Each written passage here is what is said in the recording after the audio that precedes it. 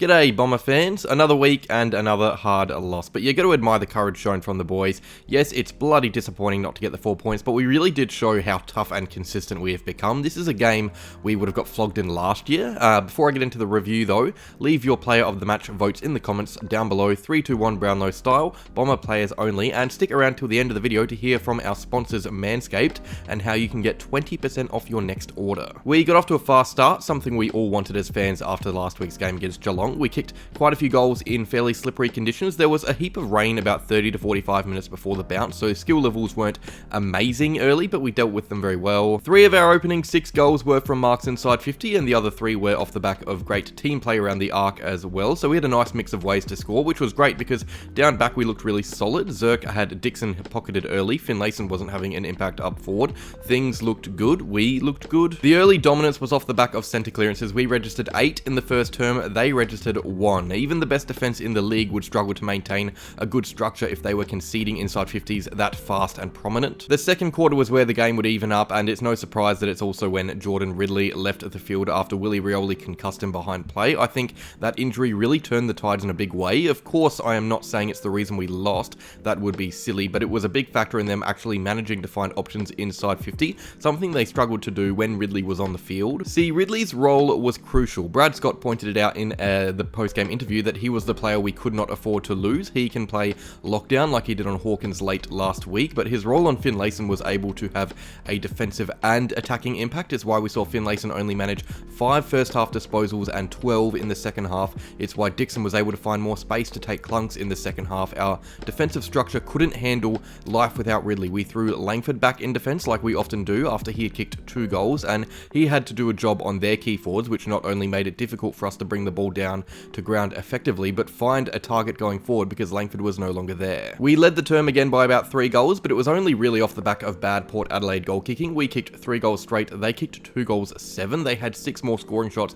but only won the term by a point. And the third quarter was rough. They were all over us. They started winning clearances, which meant our avenue to goal was more uncertain because they locked the ball so well inside their forward half, there was no escaping. The only escape was a Port goal most of the time, and then they would win a centre clearance and send it back 30 seconds later. But I think there was something really impressive about that quarter from us as well. It was the fact we managed to kick 2 goals against the grain to keep us in the play, in the game. That quarter had surge written all over it, but we slowed momentum down. We really made a thriller when there shouldn't have been one. Port were dominant, and it was a similar story in the fourth. We looked done and dusted. We trailed by 3 goals, but kicked 2 to get us back in the contest and almost had a draw. We had a set shot in the last minute to even the scores, so the game was there to be won. We just didn't win it, and frankly, didn't deserve to, if I'm being honest. From a neutral's perspective, Port were the more impressive team for most of the day. Sure, we led for most of the match, but it was off the back of bad goal kicking on their part, really. We were lucky to be as close as we were. Their kicking for goal almost cost them the match. They had 10 more scoring shots, but only won by under a kick. And like I said, they were also more efficient with their zonal press. They supplied awesome forward 50 pressure, but also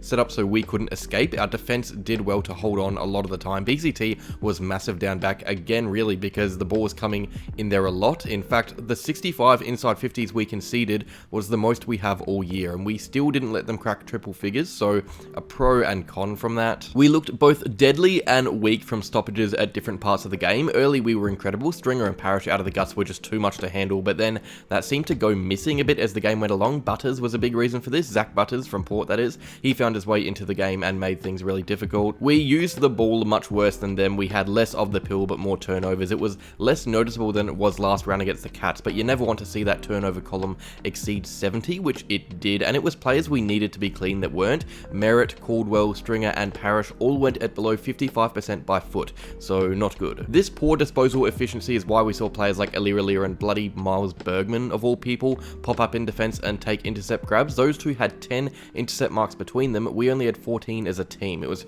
pretty frustrating to see them deal with our chain play so easily. They also seemed to get on top from a contested point of view, which I expected. I said in my preview they are a tougher team than us, but it got a bit much at times. They not only had more contested possessions, but they had 22 contested marks to our 7, and you can't really attribute that stat to Ridley's loss because they also lost a defender during the match as well. Those are the negatives. Now onto the positives, because realistically this was a good performance. Port are a very good team. I think if we played like this against 12 or 13 other teams in the comp, we would have won, and I think a big reason for that was our spirit. The way the boys managed to fight back in the match with our backs against the wall was terrific. We looked spent in the third, but managed to apply scoreboard pressure. The same goes for the 4th as well. We did not deserve to be as close as we were, but we made the fight a real one. It was a bloody close game. The ruck battle was won convincingly, 45 hitouts to 23, but it was Draper around the ground that made me think it was a big win. He was all over Teakle. Phillips left a bit to be desired, might have selection pressure from Nick Bryan from the VFL. I thought our efficiency in front of the sticks was great, and we looked more dangerous going inside 50 than the power as well. We went in less,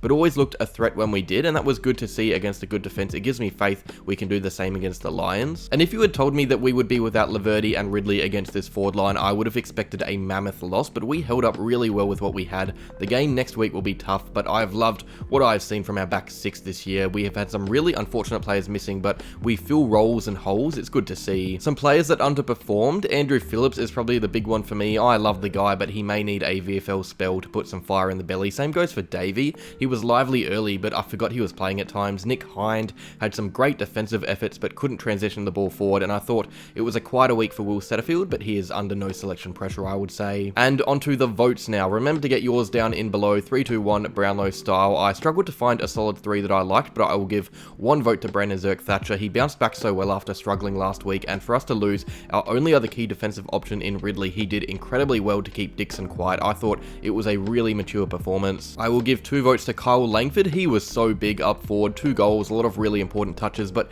he did well to transition back as well when he was needed there. He really is our Mr. Fix-It. He just goes around plugging holes. He had 19 disposals and 2 goals, but also had our most goal assists as well. But 3 votes to Parrish. It's hard to find a best on ground because our best weren't actually at their best, but Parrish had 37 disposals, 22 contested possessions, and 9 clearances. He was big in and around contests, which is exactly what we needed. Some unlucky not to get votes. Obviously Merritt, he was pretty good, just didn't use the ball well enough for him to be in the 3. I thought Heppel was really underrated, so too Nick Martin. Martin worked really hard around the ground, and I thought Tip and Woody as well. His pressure was electric. It's great having him back, and he is building his fitness really nicely. So that is that. Review done and dusted. We are still in touch with the 8, but have a near impossible task coming up against the Lions at the Gabba. You will hear my preview for that on Wednesday morning, along with the results from the votes.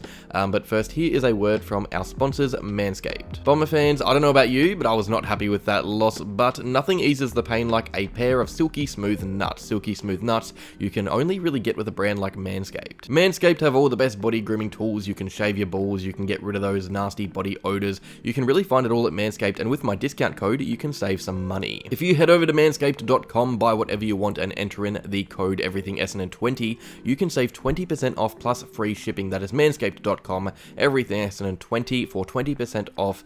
See you later, guys.